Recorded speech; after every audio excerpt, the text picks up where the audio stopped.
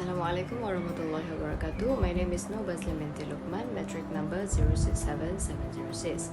Now I'm gonna be presenting with regards to the problem statement. The primary thing to be addressed in this memorandum is with respect to the severe issue of human trafficking that is linked with the international security. The occurrence of the crime is regarded as a gross violation of human rights that affects population across regional, ethnic and religious lines that globally in 2016 alone, the United Nations detected close to 25,000 victims of human trafficking of reported cases. In this case, the main focus is on the structural inequalities, taking for instance, refugees, migrants, internally displaced and stateless persons are particularly at risk of adoptions that lead to trafficking. Therefore, it is a great debate to point out how the lack of law enforcement alone that is not sufficient to reduce human trafficking on the grounds that moreover, the dangers are increased by continued restrictions on protection and assistance. So that's why there should be further initiatives that aim to reduce human trafficking in contexts affected by conflict and terrorism.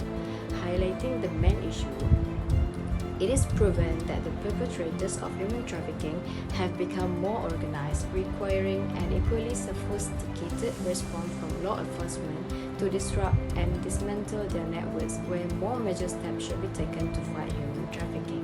I think that is all from me. Thank you. Human trafficking is the act of gathering, transferring, receiving, or retaining people beings for exploitative reasons using trade, force, coercion, or fraud. In the 19th and 20th centuries, international movements arose to abolish slavery in all its forms. This includes the transatlantic slave trade, the trafficking of Chinese women into the United States, the International Convention for the Suppression of White Slave Traffic, the International Labour Organization, the International Convention for the Suppression of Traffic in Women and Children, the United Nations Convention for the Suppression of Traffic in Persons and the Prostitution of Others, the Internet and Social Media, the International Convention for the Suppression of Traffic in Persons, and the International Convention for the Suppression of Traffic in Persons. These agreements focus on prevention, aftercare, and intervention. My name is Sophia Ramli 067702 and I will present on the analysis. The inadequate security services for victims of human trafficking can be attributed to several factors. Insufficient financial support is a significant challenge as an anti-trafficking program struggles to access the necessary funds to provide comprehensive security of services. So governments and organizations face hurdles in securing adequate funding, which limits the availability of resources for victim protection. Additionally, the lack of collaboration and coordination between governments and non-governmental organizations, NGOs, in the anti-trafficking sector exacerbates the problem. The absence of effective information exchange and cooperation among relevant authorities hampers the comprehensive addressing of victim security needs.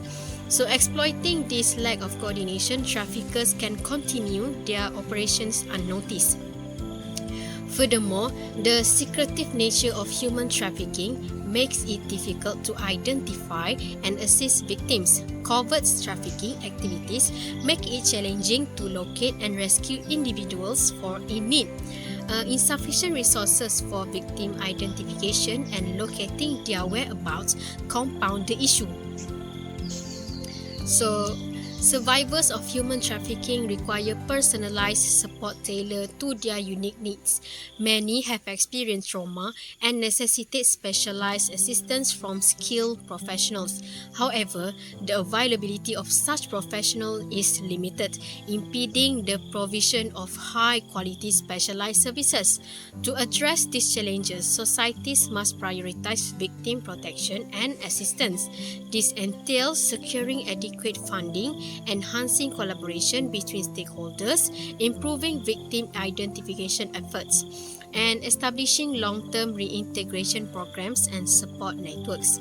By focusing on these measures, societies can contribute to the healing, recovery, and long-term well-being of survivors. So that's all from me. Thank you.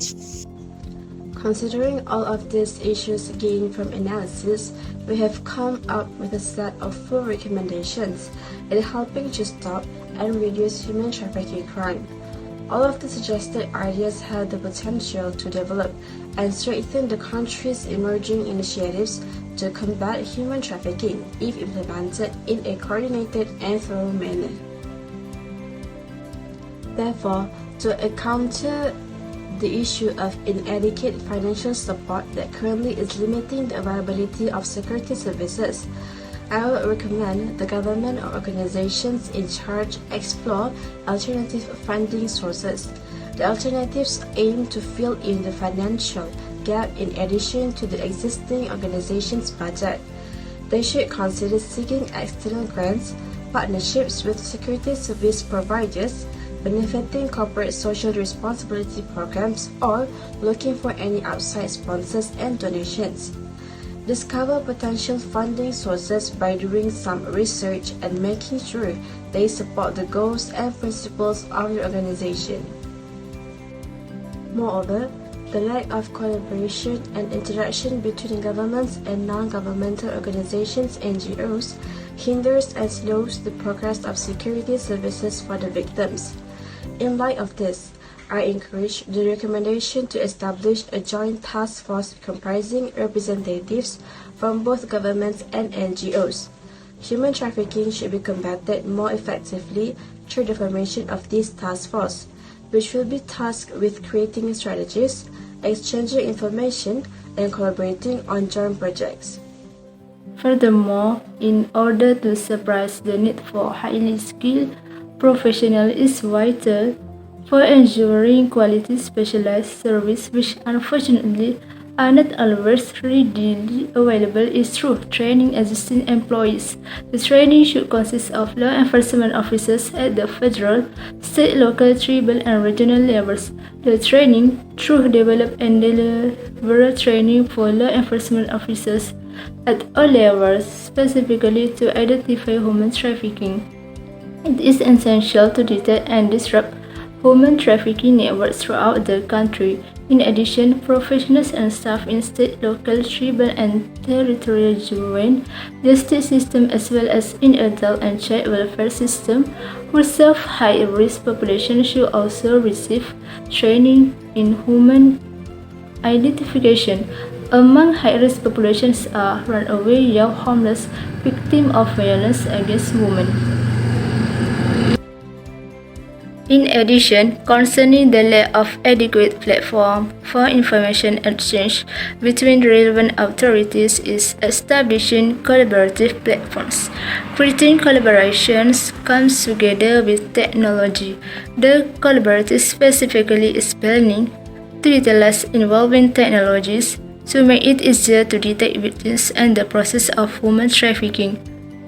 The obtained information can be shared across different jurisdictions and make it easier to report the trafficking itself. For example, in tackling human trafficking, it includes national helplines to raise awareness. These national helplines also serve as hubs of data collection and analysis and information sharing.